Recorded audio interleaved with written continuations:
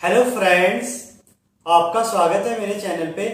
तो आज की ये वीडियो एक जनरल वीडियो है जिसमें मैं आपको सीएसआर नेट के बारे में बताऊंगा और साथ में ये बताऊंगा कि क्या फ़ायदे हैं सीएसआर नेट निकालने के या जीआरएफ निकालने के लिए, और अगर आप इसकी तैयारी कर रहे हैं तो क्या क्या चीज़ है और अगर आप इसकी तैयारी कर रहे हैं तो क्या बातें जो आपको पता होनी चाहिए। तो चलिए शुरू करते हैं। तो सबसे पहले तो सीएसआर नेट एग्ज़ाम होता क्या है। तो देखिए, सीएसआर नेट एग्ज़ाम पीएचडी करने के लिए या असिस्टेंट प्रोफेसर के लिए अगर आप एलिजिबल होना चाहते हो तो उसके लिए एक एग्ज़ाम होता है साइंस के सब्जेक्ट का जनरली, जिसमें फिजिकल साइंस आपका यानी फिजिक्स, केमिकल साइंस यानी chemistry, earth science and life science और एक ओशियन साइंस समथिंग आता है। तो ये 5 सब्जेक्ट हैं जो आपके सीएसआर नेट के एग्ज़ाम में इंक्लूड होते हैं। तो अगर आप इन 5 सब्जेक्ट से बिलोंग करते हैं तो आपको जॉइंट सीएसआर नेट एग्ज़ाम देना पड़ता है, joint CSR UGC net exam देना पड़ता है। तो यानी अगर आपको पीएचडी करनी है तो भी आपको सीएसआर नेट निकालना पड़ेगा, और अगर आपको फेलोशिप चाहिए तो विद जीआरएफ निकालना पड़ेगा, और अगर आप असिस्टेंट प्रोफेसर के लिए एलिजिबल होना चाहते हैं गवर्नमेंट कॉलेज में तो भी आपको सीएसआर नेट निकालना पड़ेगा उस पर्टिकुलर सब्जेक्ट से। तो अब बात आती है वैलिडिटी की कि अगर आपने कितनी बार एग्जाम निकालना है या अगर आपने एग्जाम निकाल दिया है तो उसकी जो वैलिडिटी है वो कितने टाइम तक है। तो देखिए, अगर आप असिस्टेंट प्रोफेसर का एग्जाम निकाल लेते हैं तो उसकी जो वैलिडिटी है वो लाइफ टाइम तक वैलिड होती है, और अगर आप जेआरएफ की कट ऑफ पार कर लेते हैं तो उसकी जो वैलिडिटी है वो 3 ईयर तक होती है। यानी अगर आप 3 ईयर तक अपना एडमिशन किसी पीएचडी में ले लेते हैं तो आपको जो फेलोशिप है वो जेआरएफ की फेलोशिप मिलेगी और ये आप उसे अवेल कर सकते हैं। अब थर्ड पॉइंट है कि जीआरएफ की फेलोशिप कितनी मिलती है। तो देखिए, जीआरएफ की जो फेलोशिप है वो आपको 31,000 पर मंथ मिलती है, प्लस आपको एचआरए मिलता है, और एचआरए आपका डिपेंड करता है सिटी टू सिटी का जो कॉलेज या इंस्टीट्यूट है वो रूरल एरिया में या अर्बन एरिया में या कैटेगरी ए बी सी में आता है। तो इसी से यानी इसी पे डिपेंड करता है कि आपका एचआरए क्या होगा। तो मैं आपको अगर मैक्सिमम एचआरए बता दूं 31,000 से, तो आपको 7,440 रुपीज़ मिलते हैं मैक्सिमम। और 31,000 में अगर आप अर्बन सिटी में रहते हैं या ए कैटेगरी की सिटी में रहते हैं तो पॉइंट है देखिए एज की। तो देखिए, अगर आपको जीआरएफ निकालना है तो आपकी जो एज है वो 28 तक होनी चाहिए, यानी आप जीआरएफ के लिए एग्जाम दे सकते हैं। और अगर मैं एज रिलैक्सेशन की बात करूं तो आप 5 ईयर्स का एज रिलैक्सेशन डिफरेंट कैटेगरीज में मिलता है, साथ में गर्ल्स को भी ये रिलैक्सेशन मिलता है। तो नेक्स्ट पॉइंट है, कुछ बच्चे पूछते हैं कि अगर सीएसआर नेट निकाल लें और पीएचडी ना करें तो उसका क्या फायदा है। तो देखिए, अगर आप सीएसआर नेट निकाल लेते हैं तो आप ज़्यादातर केसेस में गवर्नमेंट जॉब्स के जो फॉर्म आते हैं जिसमें असिस्टेंट प्रोफेसर, जिससे आप असिस्टेंट प्रोफेसर लग सकते हैं, उसमें आप देखेंगे कि नेट वालों को कंसीडर किया जाता है। यानी अगर आप पे पास नेट है तो आप उस एग्ज़ाम को दे सकते हैं, और यानी आप उस एग्ज़ाम के लिए एलिजिबल है, और अगर आपको क्रैक हो जाता है तो आप डायरेक्ट असिस्टेंट प्रोफेसर लग सकते हैं बिना पीएचडी के भी।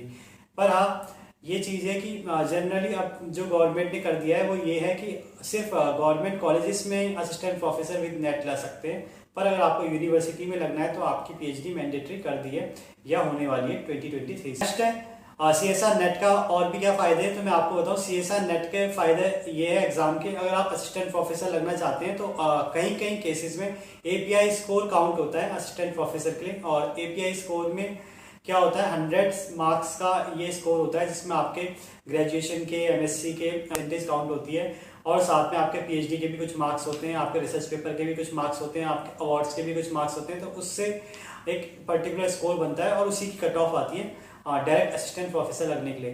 तो देखिए, सीएसआर नेट का ये फ़ायदा होता है, इसमें आपके 2 मार्क्स आपके सीएसआर नेट के भी होते हैं। अगर आपका एग्जाम क्वालिफाई है तो आपके 2 मार्क्स एपीआई स्कोर में इसके भी जुड़ेंगे, और जीआरएफ वालों के एक्स्ट्रा 2 जुड़ते हैं। तो ये एक और फायदा है सीएसआर नेट एग्जाम निकालने का कि अगर आपको असिस्टेंट प्रोफेसर लगना है तो आपके एपीआई स्कोर थोड़ा सा इंक्रीज हो जाएगा। हम कितने टाइम में होता है, तो देखिए ये एग्जाम जनरली तो 1 ईयर में 2 बार होता है, यानी 6 मंथ के गैप में, और ज़्यादातर केसेस में जून या दिसंबर में होता है। पर पिछले 2-3 साल से यानी 2020 से, जब से कोरोना आया है, तब से इस एग्ज़ाम की जो होने की अनसर्टेनिटी है वो बहुत ज़्यादा बढ़ गई है। ये कभी कभी मतलब पूरे साल में भी नहीं हो रहा है, और कभी किसी साल में एक ही बार हो रहा है, और एग्ज़ाम की जो डेट है वो भी बहुत ज़्यादा फ्लक्चुएट हो गई है, कभी फरवरी में हो रहा है, कभी नवंबर में हो रहा है। तो थोड़ी ये चीज़ें बदल गई है। अब अगर दोबारा चीज़ें नॉर्मल होती है तो आप यही लगाइए कि एग्जाम जो होगा आपका जून और दिसंबर में होता है 2 बार। नेक्स्ट है, देखिए आप पूछते हैं कि फेलोशिप कितने टाइम की मिलती है। तो देखिए आपको जो CSR नेट GRF निकालने के बाद जो फेलोशिप मिलती है वो 5 ईयर्स की फेलोशिप मिलती है। यानी आप 5 ईयर्स तक कहीं भी अगर आप PhD कर रहे हैं तो आपको फेलोशिप मिलेगी, और शुरू के 2 ईयर्स में आपको 31,000 प्लस HRA मिलेगा, एंड देन नेक्स्ट 3 ईयर में आपकी GRF फेलोशिप कन्वर्ट हो जाएगी SRF फेलोशिप में, यानी सीनियर रिसर्च फेलो आप बन जाएंगे, और उसमें जो आपकी फेलोशिप है वो 35,000 प्लस HRA मिलेगा। अब HRA जो काउंट होगा वो 35,000 के हिसाब से काउंट होगा। ये भी एक चीज आपको मैं बताना चाहूंगा। और नेक्स्ट क्वेश्चन है, कुछ बच्चे पूछते हैं सर CSR नेट की तैयारी क्यों करें, मतलब उनको PhD नहीं करनी है और या असिस्टेंट प्रोफेसर का भी उन्होंने नहीं सोचा है। तो देखिए मैं आपको ये कहूँगा, अगर आपने PhD नहीं भी करनी और अगर आपने चाहे असिस्टेंट प्रोफेसर का भी नहीं सोचा, तो फिर भी अगर आपको अपना कोई सब्जेक्ट अच्छा करना है या इसी सब्जेक्ट से आपको किसी एक पर्टिकुलर सब्जेक्ट से जॉब लेनी है या टीचिंग फील्ड में जाना है, तो तब भी मैं आपको कहूँगा आप CSR नेट की तैयारी कर ले तो ज़्यादा बेटर रहेगा। क्योंकि देखिए जो CSR नेट का कोर्स होता है वो ऑलमोस्ट हर चीज़ कवर कर देता है आपकी, यानी उस सब्जेक्ट का आप बेसिक से बिल्कुल एडवांस लेवल तक सब जान लेते हैं अगर आप उसका सिलेबस पढ़ते हैं तो, और उसकी प्रैक्टिस आपकी काफ़ी अच्छी हो जाती है। और यही सेम सिलेबस आपके काम भी आ जाता है और भी एग्ज़ाम में जो इस फील्ड में होते हैं। जैसे मैं आपको केमिस्ट्री के लिए बताऊं तो बार के एग्ज़ाम में आपके ये काम आ जाएगा, और जियो केमिस्ट्री एग्ज़ाम में आपके ये काम आ जाएगा, और असिस्टेंट प्रोफेसर के एग्ज़ाम में अगर आप गवर्नमेंट जॉब में देते हैं तो वहाँ पे काम आ जाएगा। फोर्थ, कभी आप फसाई का एग्ज़ाम देते हैं और केमिस्ट्री सब्जेक्ट लेते हैं तो भी आपके ये काम आ जाएगा। फिफ्थ, अगर आप कोई PGT का एग्ज़ाम देते हैं, चाहे वो DSSB का हो, KVS का हो, और चाहे आपका स्टेट का कोई पर्टिकुलर एग्ज़ाम हो, तो भी वो आपके काम आ जाएगा।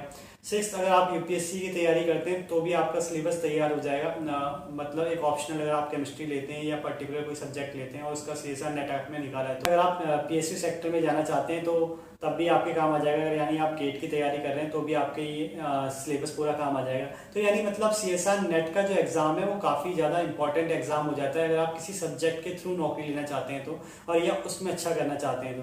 क्योंकि ये जो एग्ज़ाम है आप ये समझ लीजिए किसी भी सब्जेक्ट का सबसे हाईएस्ट एग्ज़ाम है और सबसे लास्ट एग्ज़ाम है। इसके बाद आप देखेंगे कोई भी एग्ज़ाम नहीं होता है, एक लास्ट एग्ज़ाम है, और इसी में पूरा बेसिक से लेके एडवांस पूरा आ जाता है किसी भी सब्जेक्ट का। एग्ज़ाम आप कब दे सकते हैं, तो आप देखिए ये एग्ज़ाम BSc के 3rd ईयर से दे सकते हैं, और MSc में भी आप दे सकते हैं। और अगर आप BSc 3rd ईयर में 2 साल MSc करने के बाद उसी एग्ज़ाम से आप PhD में ज्वाइन हो सकते हैं और फेलोशिप अवेल कर सकते हैं। और पर MSc में अगर आप ये एग्ज़ाम देते हैं तो आप असिस्टेंट प्रोफेसर के लिए भी एलिजिबल हो जाते हैं, और आपकी जो ये वैलिडिटी है वो लाइफ टाइम। अगर मैं कंपटीशन की बात करूं तो कुछ लोग पूछते हैं इसमें कंपटीशन कितना है। तो देखिए कंपटीशन जो मैं आपको कहूं तो इन द सेंस, और देखिए तो कंपटीशन में इसमें कहूं तो ज़्यादातर केसेस में सीटें अभी भी क्लियर नहीं है और बिल्कुल एग्जैक्ट आइडिया लगाना आसान नहीं है। पर मैं इतना कहूँगा कि आपको जो इसमें GRF मिलते हैं वो 300 से 400 कैंडिडेट को मिलते हैं, और नेट भी इतने ही सेम कैंडिडेट को देखने को मिलते हैं, मतलब 200 से 300 के बीच में। तो यानी टोटल जो सीट है किसी पर्टिकुलर सब्जेक्ट में आप मान लीजिए 500 से 700 के बीच में नेट प्लस GRF की। और सेकंड, आपको मैं ये भी चीज़ बता दूं कि जो एग्ज़ाम का कंपटीशन की बात कर रहे हैं तो ये कुछ सालों में देखा गया जो कंपटीशन है इन टर्म्स ऑफ पॉपुलेशन घटा है। मतलब पॉपुलेशन में ये कह रहा हूँ कि जितने लोगों ने फॉर्म भरा है, आप देखेंगे 2019 में जो फॉर्म थे वो 60,000 लोगों ने भरा था, यानी जो अपियरिंग संख्या थी वो 60,000 के लगभग थी। फिर उसके बाद 2020 में ये जो नंबर्स हैं वो कम हुए काफ़ी, और ये आगे 40 या 45,000 के लगभग। और उसके बाद आप लास्ट एग्ज़ाम देखेंगे तो इसमें जो ये नंबर्स हैं और भी कम हुए हैं, और ये 30,000 के लगभग आ गए हैं। तो यानी कंपटीशन अगर इन टर्म्स ऑफ आप पॉपुलेशन कहेंगे या नंबर ऑफ कैंडिडेट कहेंगे जो अपियर हो रहे हैं, तो मुझे लग रहा है थोड़ा कम हो रहा है। तो यानी अगर आप एक बार भी इसकी तैयारी कर लेते हैं तो मुझे लगता है आप आराम से इसे निकाल देंगे। क्योंकि एग्ज़ाम बहुत लेट में हो रहा है तो ज़्यादातर लोग इसकी तैयारी नहीं भी कर रहे हैं, या ये कह सकते हैं एग्ज़ाम छोड़ देते हैं, और ये अपनी तैयारी को बीच में ही छोड़ देते हैं। तो मैं आपको यहाँ पे एक छोटी सी एडवाइस देना चाहूँगा, अगर आप इस एग्ज़ाम की तैयारी कर रहे हैं और या किसी सब्जेक्ट से आप कुछ अच्छा करना चाहते हैं तो आप CSR नेट निकाल सकते हैं, क्योंकि अभी इतना कंपटीशन नहीं है। क्या पता हाँ हो आगे हो सकता है कि कंपटीशन दोबारा इतना बढ़े और दोबारा नंबर ऑफ कैंडिडेट ज़्यादा है। एंड लास्ट में आपसे ये कहना चाहूँगा, कुछ स्टूडेंट ये भी पूछते हैं कि इससे डायरेक्ट जॉब मिल जाती है किसी प्राइवेट सेक्टर में। तो देखिए हाँ, प्राइवेट सेक्टर में आपको जॉब मिल सकती है, पर टीचिंग फील्ड में मिलेगी, R&D सेक्टर में आपका एक्सपीरियंस ही काम आएगा एमएससी में, अगर आपने कोई प्रोजेक्ट किया है तो, क्योंकि आपका ये भी क्वेश्चन रहता है कि आप डायरेक्ट कंपनी में जा सकते हैं। तो देखिए इसका CSR नेट से कोई मतलब नहीं होता है। ज़्यादातर केसेस में अगर आपके एमएससी IITs या अच्छे कॉलेजेस से या उन कॉलेजेस से जहाँ पे आपका प्रोजेक्ट है या आपको थोड़ा बहुत रिसर्च आपका या थोड़ा बहुत आपका रिसर्च बैकग्राउंड है तो आपको जॉब थोड़ा ईजिली मिल जाती है। बाकी अगर आप अच्छा करते हैं और अच्छा इंटरव्यू देते हैं तो आपकी जॉब तब भी लग सकती है बिना CSR नेट के भी और बिना अच्छे कॉलेजेस के भी लगी होगी। और CSR नेट के बारे में मैंने आपको ज़्यादा से ज़्यादा चीज़ें क्लियर कर दी होंगी। बाकी इसके बावजूद भी अगर आपके कोई डाउट हैं तो आप कमेंट बॉक्स में कमेंट कर सकते हैं या मुझे मेल कर सकते हैं। और बाकी ऐसे ही इंफॉर्मेटिव वीडियो देखने के लिए चैनल को सब्सक्राइब करें, वीडियो को लाइक करें और शेयर करें। Thank you.